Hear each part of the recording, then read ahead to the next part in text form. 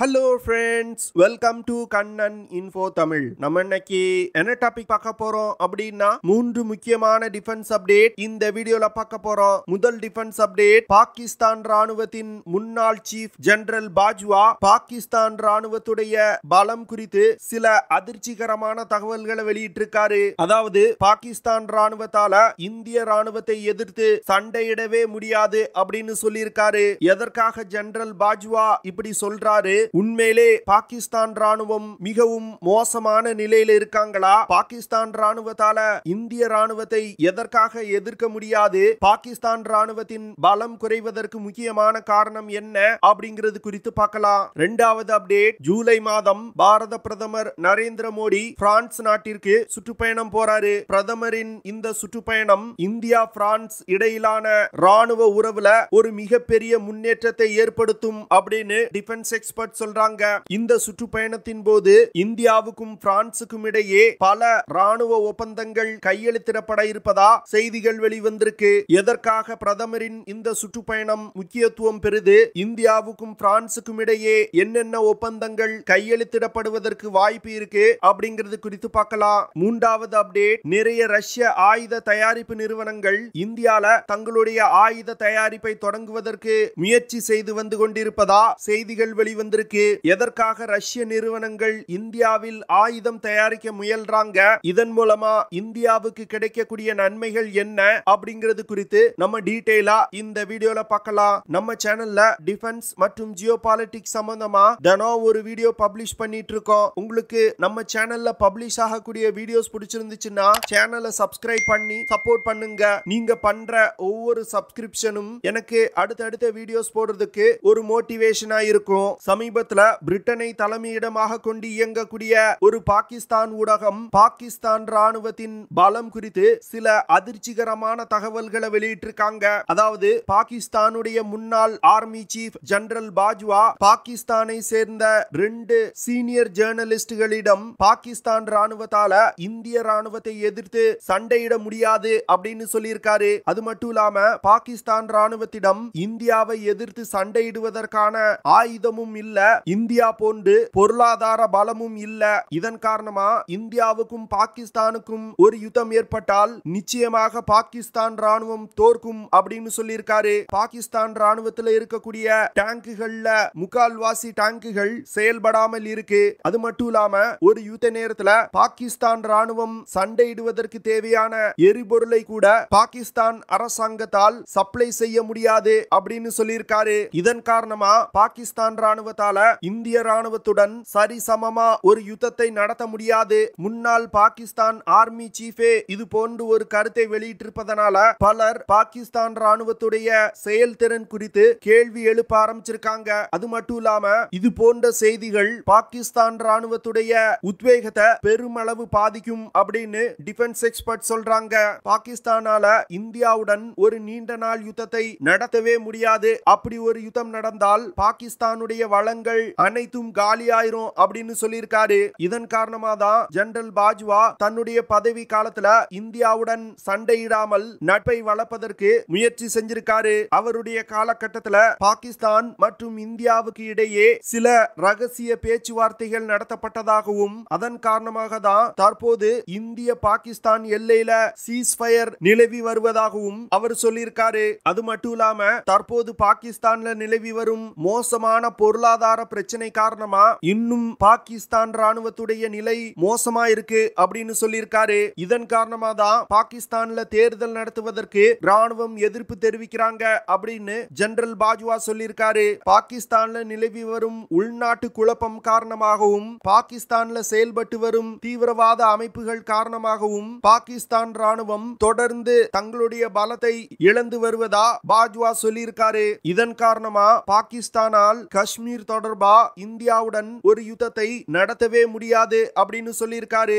என்ன பொறுத்தமட்டில் ஜெனரல் பாஜ்வாவுடைய இந்த ஸ்டேட்மெண்ட் இந்தியாவுக்கு கிடைத்த ஒரு மிகப்பெரிய வெற்றியா நான் பார்க்கிறேன். ஏன்னா சில வருடங்களுக்கு முன்பு வரைக்கும் பாகிஸ்தான் நினைச்சா இந்தியாவுடைய எந்த பகுதியின் மீதும் தீவிரவாத தாக்குதல் நடத்த முடியும் அப்படிங்கிற நிலை இருந்துச்சு. ஆனா தற்போது அந்த நிலை மாறி பாகிஸ்தான் இந்தியாவை ஒரு போரில் வெல்லவே முடியாது அப்படின்னு பாகிஸ்தானுடைய ராணுவ ஜெனரல்களே அவங்களே உணர ஆரம்பிச்சிட்டாங்க. இது சமீப காலமா இந்தியா பாகிஸ்தானுக்கு எதிராக கடைபிடித்து வரும் செயல் திட்டங்களுக்கு கிடைத்த ஒரு மிகப்பெரிய வெற்றியா நான் பார்க்கிறேன். நீங்க என்ன நினைக்கிறீங்க அப்படிங்கறத கமெண்ட் பண்ணுங்க. இரண்டாவது அப்டேட், ஜூலை மாதம் பாரத பிரதமர் நரேந்திர மோடி அவர்கள் பிரான்ஸ் நாட்டிற்கு சுற்றுப்பயணம் போறாரு. இந்த சுற்றுப்பயணத்தின் போது இந்திய கடற்படைக்காக 26 மல்டி ரோல் கேரியர் பான் ஃபைட்டர் ஜெட்டுகளை வாங்குவதற்கான ஒப்பந்தத்தை பிரான்சுடன் இந்தியா கையெழுத்திட உள்ளாங்க. அது மட்டும் இல்லாம இந்த 26 ரஃபேல் எம் போர் விமானங்களையும் ரிலையன்ஸ் மற்றும் டசால்ட் நிறுவனம் இணைந்து உருவாக்கி இருக்க தொழிற்சாலையில இந்தியாவிலே அசம்பிள் செய்ய இருப்பதா செய்திகள் வெளிவந்திருக்கு. அது மட்டும் இல்லாம MRFA திட்டத்தின் கீழ் 90 ரஃபேல் போர் விமானங்களை இந்தியாவில் தயாரிப்பதற்கும் பேச்சுவார்த்தை நடத்தப்பட உள்ளது. இந்த 90 ரஃபேல் போர் விமானங்களையும் டசால்ட் ரிலையன்ஸ் ஏரோஸ்பேஸ் லிமிடெட் நிறுவனத்துல தயாரிக்க போறாங்க. பிரான்ஸ் நாட்டின் சஃப்ரான் விமான இன்ஜின் தயாரிப்பு நிறுவனம் ஃபியூச்சர் காம்பேக்ட் ஏர்கிராஃப்ட் சிஸ்டம் அப்படிங்கிற ஒரு 6th ஜெனரேஷன் ஃபைட்டர் ஜெட் விமானத்திற்கு தேவையான இன்ஜினை டெவலப் செய்து வந்துகிட்டு இருக்காங்க. இந்த இன்ஜின் டெவலப்மெண்ட்ல இந்தியாவையும் இணைத்துக் கொள்வது குறித்து பேச்சுவார்த்தை நடத்தப்பட உள்ளது. அடுத்து பிரான்ஸ் மற்றும் இந்தியாவுக்கு இடையே அணுசக்தி நீர்மூழ்கி கப்பல்களுக்கு தேவையான நான் நியூக்ளியர் டெக்னாலஜிகளை இந்தியாவுக்கு வழங்குவது குறித்து பேச்சுவார்த்தை நடத்தப்பட உள்ளது. அதுல குறிப்பா பிரான்ஸ் தன்னுடைய பாரகூடா சப்மரீன்கள்ல பயன்படுத்தி வரும் பம்ப் ஜெட் ப்ரொபல்ஷன் சிஸ்டத்தை இந்தியாவிற்கு வழங்குவது குறித்தும் பேச்சுவார்த்தை நடத்தப்பட உள்ளது. பல வருடங்களா இந்தியா தன்னுடைய ஆயுத தேவைக்காக ரஷ்யாவை மட்டுமே நம்பி இருந்தது. ஆனா சமீப காலமா நிலவி வரும் ஜியோபாலிட்டிக்கல் சிச்சுவேஷன் காரணமா இந்தியா தன்னுடைய ஆயுத கொள்முதலை வெவ்வேறு நாடுகளுக்கு டிஸ்ட்ரிபியூட் செஞ்சிருக்காங்க. அதுல குறிப்பா பிரான்ஸ் மற்றும் இந்தியாவுக்கு இடையிலான ராணுவ ரீதியிலான உறவு ஒரு மிகப்பெரிய முன்னேற்றத்தை அடைஞ்சிருக்கு. இதன் காரணமா தான் பிரான்சிடம் இருந்து 36 ரஃபேல் போர் விமானங்களை வாங்கி இந்திய விமானப்படையில் இணைச்சிருக்காங்க. இன்னும் வரும் காலத்திலையும் அதிக எண்ணிக்கையில ரஃபேல் போர் விமானங்களை வாங்கி இந்திய விமானப்படை மற்றும் கடற்படையில இணைக்க போறாங்க. இந்தியா இந்த ரஃபேல் எம் போர் விமானங்களை தன்னுடைய INS விக்ராந்த் விமானம் தாங்கி போர்க்கப்பல்ல வச்சு இயக்குவதற்காக வாங்குறாங்க. இந்தியா வாங்க உள்ள ரஃபேல் எம் போர் விமானம் 15.27 மீட்டர் நீளமும் 10.9 மீட்டர் விங் ஸ்பேனும் 5.34 மீட்டர் உயரமும் கொண்டது. இந்த விமானத்தால அதிகபட்சமா 24,500 கிலோகிராம் எடையை சுமந்து கொண்டு பறக்க முடியும். ரஃபேல் எம் போர் விமானங்கள்னால மாக் 1.8 அப்படிங்கிற வேகத்துல பறக்க முடியும். அதாவது 1912 கிலோமீட்டர் பெர் ஹார் வேகத்துல இந்த விமானங்களால் பறக்க முடியும். ரஃபேல் எம் போர் விமானங்கள்னால அதிகபட்சமா 3700 கிலோமீட்டர் தூரம் வரைக்கும் பறக்க முடியும். இந்த விமானத்துல ஆயுதங்களை எடுத்து செல்வதற்கு 14 ஹாட் பாயிண்ட்ஸ் கொடுக்கப்பட்டிருக்கு. இந்த 14 ஹாட் பாயிண்ட்ஸை பயன்படுத்தி கிட்டத்தட்ட 9500 கிலோகிராம் எடை கொண்ட ஆயுதங்களை சுமந்து சென்று தாக்குதல் நடத்த முடியும். ரஃபேல் எம் போர் விமானத்தால அதிகபட்சமா 52,000 அடி உயரத்துல பறக்க முடியும். இந்த விமானத்துல அதிநவீன air to air, air to ground, air to surface போன்ற